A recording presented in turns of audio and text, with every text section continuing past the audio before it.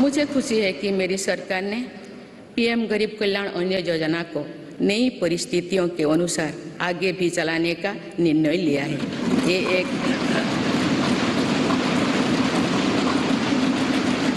ये एक संवेदनशील और गरीब हितैषी सरकार की पहचान है।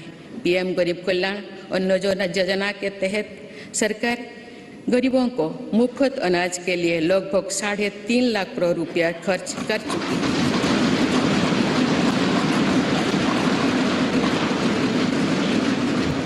आज इस योजना की प्रशंसा पूरे विश्व में हो रही है। इस प्रशंसा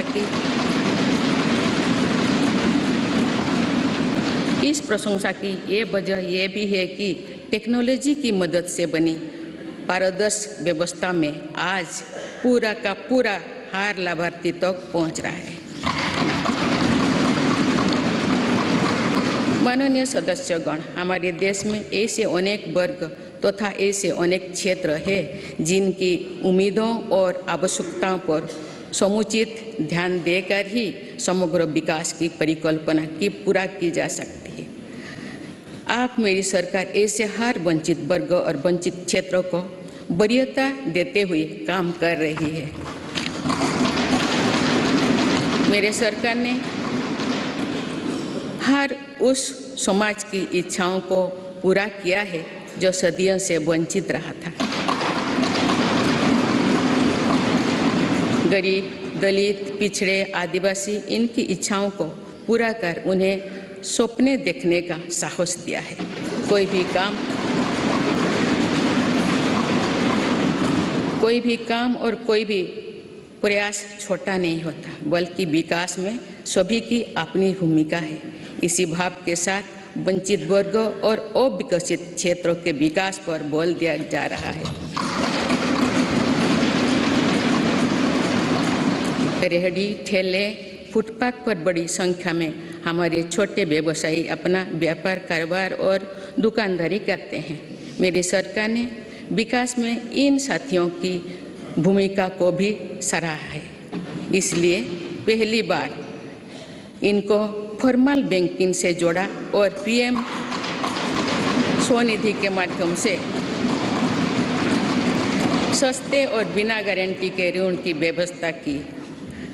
योजना के तहत स्ट्रीट वेंडर्स को डिजिटल लेन देन के लिए प्रोत्साहन राशि प्रदान की जा रही है। अभी तक करीब 40 लाख साथियों को इसके तहत ऋण दिया जा चुका है।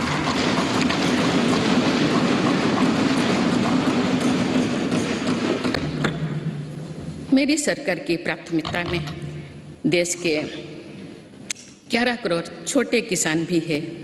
ये छोटे किसान 2 दशकों से सरकार की प्राथमिकता से वंचित रहे थे। आप इन्हें सशक्त और समृद्ध करने के लिए हर तरह की कोशिश की जा रही है। पीएम किसान सम्मान निधि के तहत इन छोटे किसानों को 2.25 लाख करोड़ रुपया से अधिक की मदद दी गई।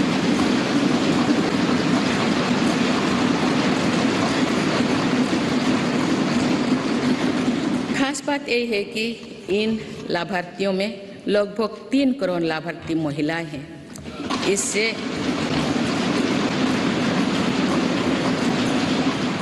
इससे अभी तक लगभग 54,000 करोड़ रुपया महिला किसानों को मिल चुकी है। इसी तरह छोटे किसानों के लिए फसल बीमा, सोयल हेल्थ कार्ड, किसान क्रेडिट कार्ड, केसीसी की कवरेज बढ़ाने के साथ ही हमारी सरकार ने पहली बार पशुपालकों और मछुआरों को भी किसान क्रेडिट कार्ड की सुविधा से जोड़ा। किसानों के सामर्थ्य को बढ़ाने के लिए एफपीओ यानी फार्मर प्रोड्यूसर ऑर्गेनाइजेशंस की स्थापना से लेकर फसलों के एमएसपी में वृद्धि करते हुए मेरी सरकार छोटे किसानों के साथ मजबूती से खड़ी है।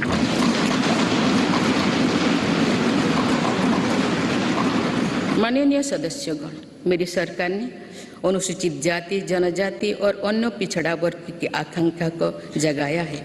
ये वही वर्ग है जो विकास के लाभ से सबसे अधिक वंचित था।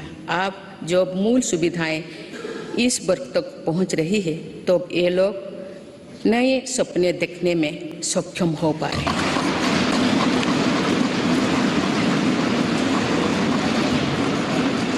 अनुसूचित जाति के सामाजिक आर्थिक सशक्तिकरण के लिए डॉक्टर अंबेडकर उत्सव धाम, अमृत जलधारा और युवा उद्यमी योजना जैसे कार्यक्रम चलाए जा रहे हैं।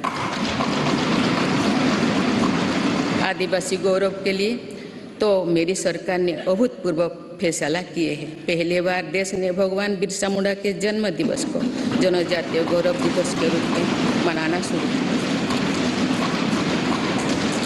हाल ही में मानगढ़ धाम में सरकार ने आदिवासी क्रांतिवीर वीरों को पहली बार राष्ट्रीय स्तर पर श्रद्धांजलि दी। आज 36,000 से अधिक आदिवासी बाहुल्य वाले गांवों को प्रधानमंत्री आदि आदर्श ग्राम योजना के तहत विकसित किया जा रहा है। आज देश में 400 से अधिक एकलव्य मॉडल स्कूल आदिवासी क्षेत्रों में खुल चुकी है। देश भर में 3,000 से अधिक वन धन विकास केंद्र आजीविका के लिए साधन बने हैं। मेरी सरकार ने राष्ट्रीय पिछड़ा वर्ग आयोग को संवैधानिक दर्जा देकर ओबीसी के वेलफेयर के लिए हमारी प्रतिबद्धता को स्पष्ट किया है। बंजारा, घुमंतु और अर्धघुमंतु समुदाय के लिए भी पहली बार वेलफेयर एंड डेवलपमेंट बोर्ड का गठन किया गया है। माननीय सदस्यगण, देश में 100 से अधिक जिले ऐसे थे जो विकास के अनेक पैमानों से पीछे रह गए थे। सरकार ने इन जिलों को आकांक्षी जिले, एस्पिरेशनल डिस्ट्रिक्ट घोषित कर इनके विकास पर ध्यान दिया। आज ये जिले देश के दूसरे जिले से बराबरी की ओर बढ़ रहे हैं।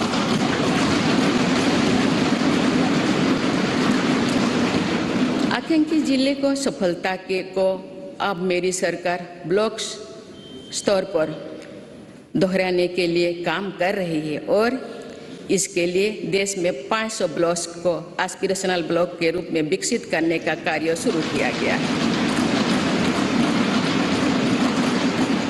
ये आकांक्षी ब्लॉक सामाजिक न्याय की एक संस्थागत व्यवस्था के तौर पर विकसित किए जा रहे हैं। देश के जनजातीय क्षेत्रों, पहाड़ी क्षेत्रों, समुद्री क्षेत्रों और समावेशी क्षेत्रों को भी बीते दशकों में विकास का सीमित लाभ ही मिल पाया था। नॉर्थ ईस्ट और जम्मू कश्मीर में भी दुर्गम परिस्थितियों के साथ साथ अशांति और आतंकवाद भी विकास के सामने बहुत बड़ी चुनौती थी। मेरी सरकार ने स्थायी शांति के लिए भी अनेक सफल कदम उठाए हैं और भौगोलिक चुनौतियों को भी चुनौती दी है।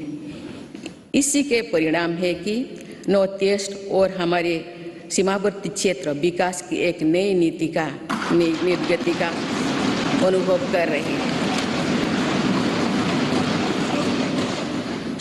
सीमावर्ती गांव तक बेहतर सुविधाएं पहुंचाने के लिए मेरी सरकार ने वाइब्रेंट विलेजेस प्रोग्राम पर काम शुरू किया।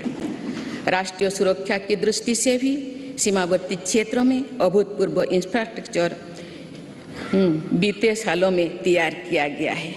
इससे भी इन क्षेत्रों में विकास की गति